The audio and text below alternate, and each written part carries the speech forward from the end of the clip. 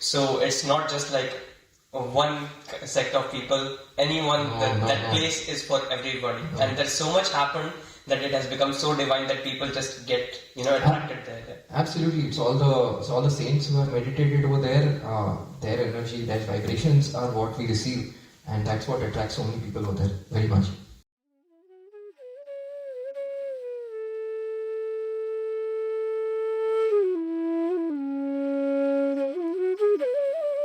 Namaskaram. Welcome to Clyde Samvada, brought to you by the Hindu Temple of Scotland. Today we have our guest Anupam, who is going to share his experience of his recent visit to Rishikesh. Anupam, how are you today? I'm very good. Thank you very much for inviting me. So we heard that recently you've been to Rishikesh. It's like one of the very prominent spiritual places in India. So my very first question to you would be, what made you go to Rishikesh? What attracted you to Rishikesh? Okay, so yeah, that's a bit of a personal thing, but I'm very happy to share. So, I happened to, over the social media, I saw some photographs of, Shiva and some very beautiful vigrahas, three vigrahas of Shiva. And it just pulled me, and I said, I have to go there. The other thing is, somehow I'm Ganga ji also is very close to me. So I'd been to Haridwar, but never north beyond that point. So I've always thought, in terms of the mountains, I would like to go and explore more on the northern side. So and heard a lot about Rishikesh overall. So that's why I said let's go there. Great. Actually, I myself been to Rishikesh once. It's been close to 4 years or something, but I have this glimpse of the memories now. So it's like the Ganga Aarti is very popular that I've heard of, So you must have some experience of the Ganga Aarti. Would you like to share? So what's the lesser known facts about the place and especially the Ganga Aarti? Thanks. Yeah. So that again, Ganga Aarti is something that is, I know it's very divine. You would have seen it's a big attraction all over the social media and all the famous personalities. A lot of it, especially in Parmarth Niketan, it's a very happening place. All the who's who. Whenever they go to Rishikesh, for sure they will be at the Parmarth Niketan and they will be witnessing or even performing the Ganga Aarti. It happens at around sunset, so Ganga ji flows, and Rishikesh is kind of on both the banks. So it's a real divine experience where you are able to actually you feel very close. You're in the presence of someone, and Ganga ji is in a very physical form, and you're actually doing the aarti. So it's an experience to be experienced. As they say, the eyes cannot talk, and the mouth, the tongue cannot see. So it's really the vibration of the place and of the flow of Ganga ji, and the sunset, the sun setting. And all those booming mantras, it just transports you into another realm, is what I would say. So in terms of Ganga Aarti, I can share where must-do places. You can do it anywhere, but some really happening, lively places, I can share that as well. Also, from my experience, which I remember is actually we were just traveling up north, so we went till the Badrinath and then the Hemkund Sahib Gurdwara. So till the glacier from where it starts. Wow. So for that place I was fortunate enough to see.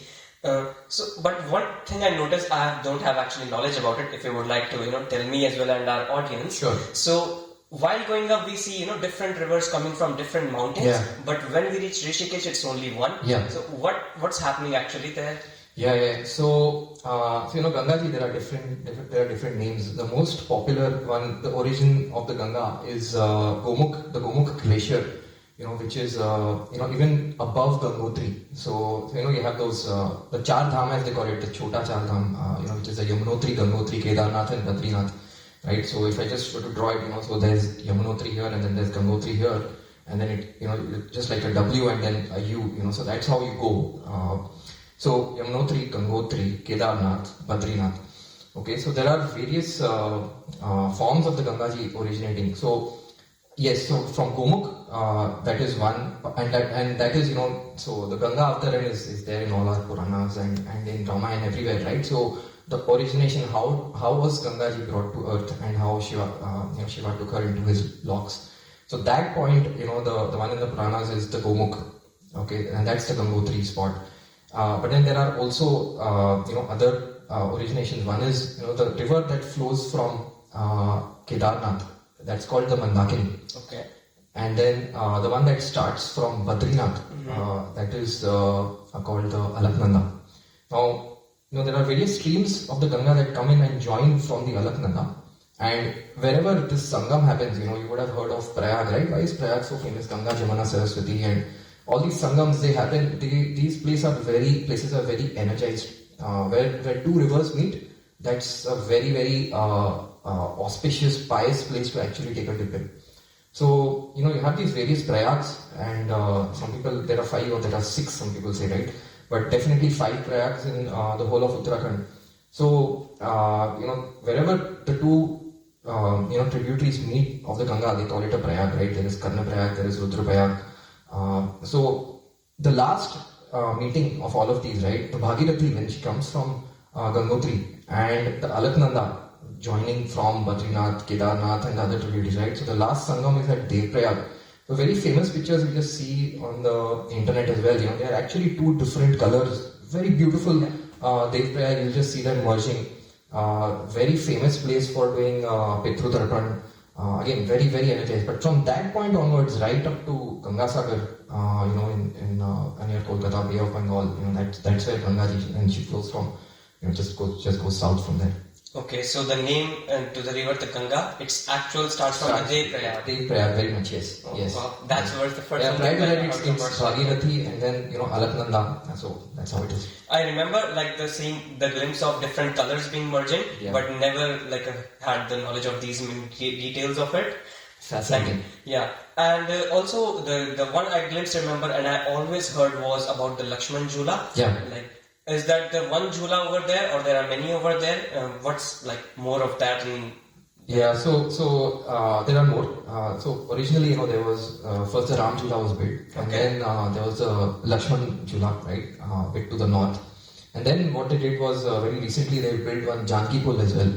So they've stopped the traffic currently. The Ram Jhula is very it's very crowded almost always, but you'll still see some people taking their 2-wheelers.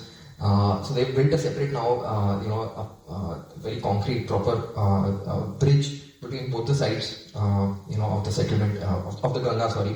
Because, Ganga flows and then Rishikesh is on both the sides, right? Oh, okay. So just to let you know, so Rishikesh it's called, overall, but actually, there's Rishikesh bit on the southern side, and then as the city kept expanding, there's actually the original name of the place is called Munikireti, right? And then you go further, it's called Tapovan.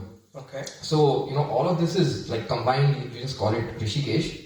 But if you take the autos and other things, right, they're not allowed to go. No, we cannot go. We can go only up to this point, only up to Rishikesh, and then we are not allowed. Okay, Munikireti, stop, get down here, take the next one, right? So it's actually, I would say, 3 small towns that are, collectively referred to as Rishikesh.